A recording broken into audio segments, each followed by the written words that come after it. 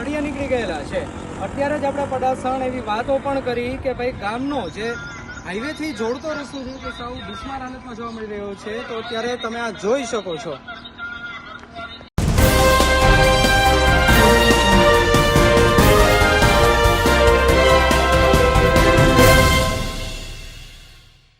અત્યારે આપણે પડાસણ આવ્યા છીએ કે જ્યાં આપણને અત્યારે સ્થાનિકો જોવા મળી રહ્યા છે.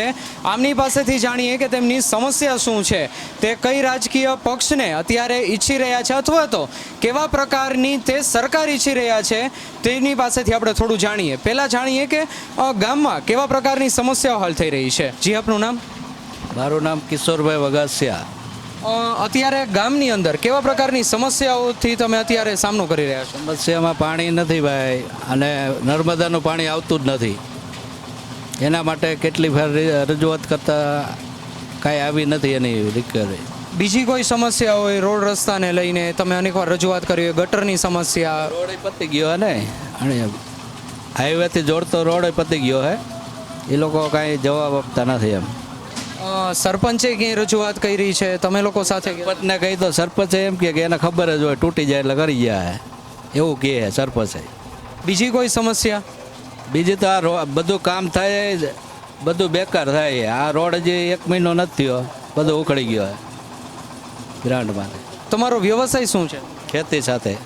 તો હમણાં જે માવઠાની સિઝન હતી એની પહેલાં વરસાદે આવી ગયો, તો એના સર્વેને લઈને કોઈ સર્વે લઈ કોઈ આવ્યું નથી કાંઈ.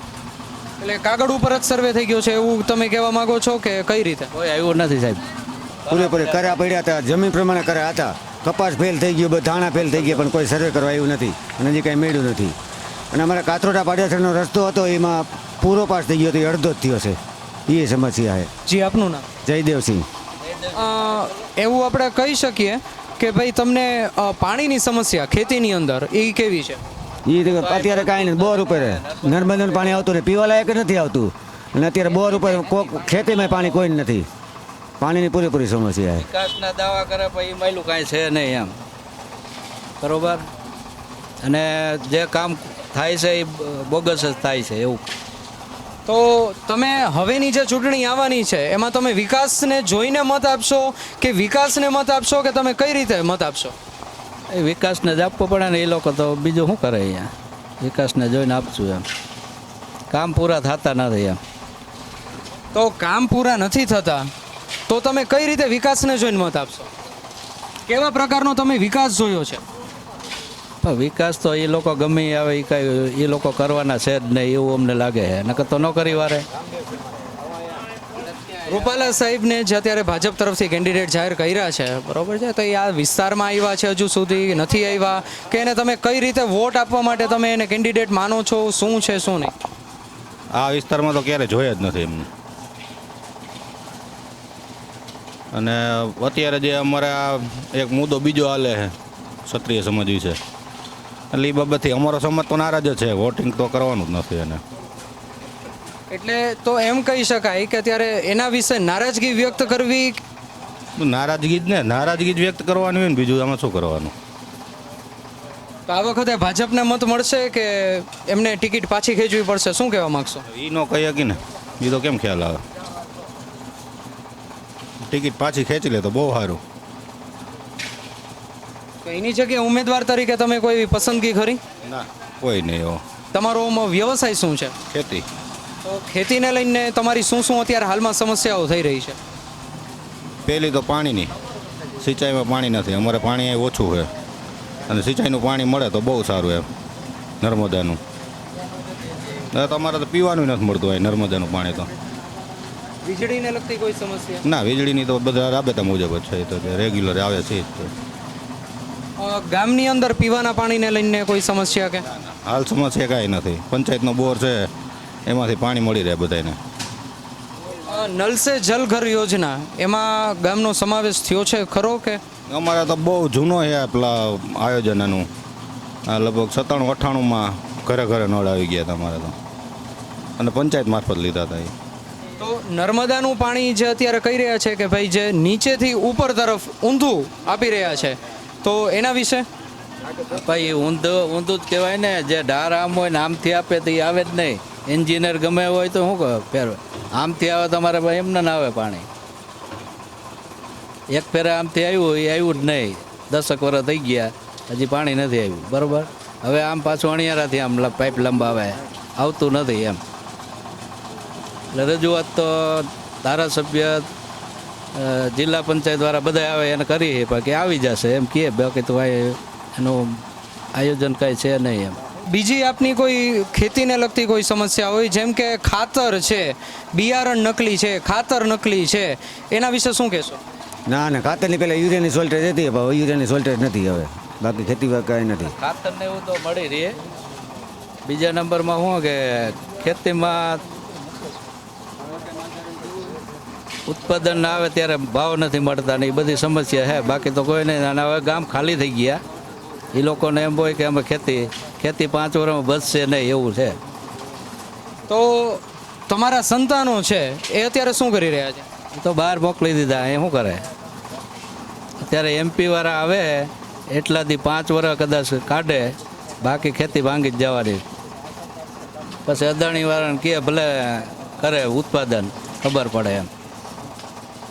એટલે તમે એવું ઈચ્છો ખરી કે તમારો જે આવનારો જે વંશ છે એ ચલાવે? હા, પરિવારનો ગુજારણ ન થાય તો ખેતી કરવા કોણ માગે એમ. ભાવ નથી મળતા પહેલા નંબરમાં, ઉત્પાદન થાય ત્યારે ન મળે. હમણાં આવું વેચાણ થઈ જાય એટલે ભાવ ચડી જાય તો ક્યાંથી ચડી જાય? રેટ તો હોવો જોઈએ ને કંઈક એમ. તો જે 6,000 વાળી જે સ્કીમ છે, 2,000 નાખવાના ખાતામાં, એ તમે લેવા માંગો છો કે પૂરો ભાવ લેવા માંગો છો? પૂરો ભાવ લેવા માગે ને. 2,000માં કાંઈ ન આવે સાહેબ. 2,000માં સારો ઉદ્યોગપતિ હોય ને એની બ્લેડ આવે ખાલી. એટલે 2,000માં શું આવે અત્યારે? તો 2,000માં ખેતીમાં કાંઈ થાય ન થાય. અને સબસિડીની બધું છે, ખાલી આયોજન કરે, બાકી મળતું કોઈને નથી એમ. સરકાર કામ કરે છે કે નથી કરતી એના વિશે શું કહેશો? સરકાર કામ કરતી હોય કે ન કરતી હોય, ભાઈ એના અધિકારીઓ ન પૂરું કરતા હોય કે આમાં કાંઈ ખબર ન પડે એમ. અને ગમે અહીંયા અધિકારી પાસે જાય એટલે લાઈનમાં જ ઊભું રહેવાનું, સાહેબ નથી. અને બસ રિશ્વતખોર જ છે બધા. નકલી દવા, જે કોઈ દવાનો છંટકાવ થતો હોય છે, તો નકલી દવા વિશે શું કહેશો? નકલી દવાથી તો સરકારને ખબર હોય ને ઉત્પાદન ક્યાંથી થાય. ઉત્પાદન એને જ ઓલું કરવાનું હોય, બાકી તો કાંઈ ન હોય ને. ગુજરાત વિધાનસભામાં પણ એવા પ્રશ્નો થયા હતા કે ભાઈ નકલી જે વસ્તુ બધી આવે છે ખેતીને લગતી, તો એની ઉપર સરકારે અંકુશ લાવવો જોઈએ, તો એના વિશે શું કહેશો? અંકુશ લાવવો જ જોઈએ ને, પણ નથી. એ લોકો ગમે એ રીતે સેટિંગ કરતા હોય, સાહેબો અધિકારીઓ એટલે આવે જ છે. નકલી બિયારણ, નકલી દવા બધું આવે જ છે. તો જ્યાં નકલી બિયારણ ને નકલી દવા, તો બિયારણ આવે છે ત્યારે ઘણા એવા અધિકારીઓને રજૂઆત કરે છે, ત્યારે લોકો સંપર્ક કરે છે, પણ કામગીરી કોઈની બારે નથી આવતી, તો એના વિશે? એના વિશે તો શું કહેવું સાહેબ?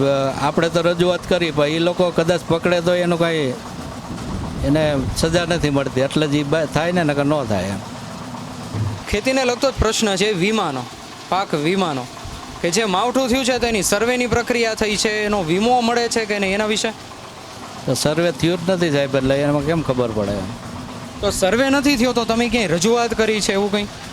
રજૂઆત તો નથી કરી અમે, પણ એ લોકો અહીંયાથી બહાર પાડે એટલે અમુક જિલ્લાવાદ કે છે ને પછી તો કાંઈ હકેલાઈ જાય છે. ખાલી સર્વે થાય, મળતું કોઈને કાંઈ નથી એમ. સર્વે થઈ જાય કાગળ ઉપર, પછી એ લોકો આપતા હોય કે ન આપતા હોય ખબર નથી. તો આપણે જે રીતે જોયું કે ભાઈ પડાસણમાં ઘણા એવા પ્રશ્નો છે કે જે ખેતીને લગતા છે, ખેતીની બાબતોને લગતા છે, સાથે જ ગામના પણ છે પ્રશ્ન કે પીવાના પાણીને લઈને છે કે સિંચાઈના પાણીને લઈને છે. તો હવે આવનાર સમયમાં એ જોવાનું રહ્યું કે સરકાર આ પ્રશ્નોનો હલ કઈ રીતે લાવી શકે છે, અથવા તો સરકાર આ પ્રશ્નોનું નિરાકરણ કઈ રીતે લાવી શકે છે.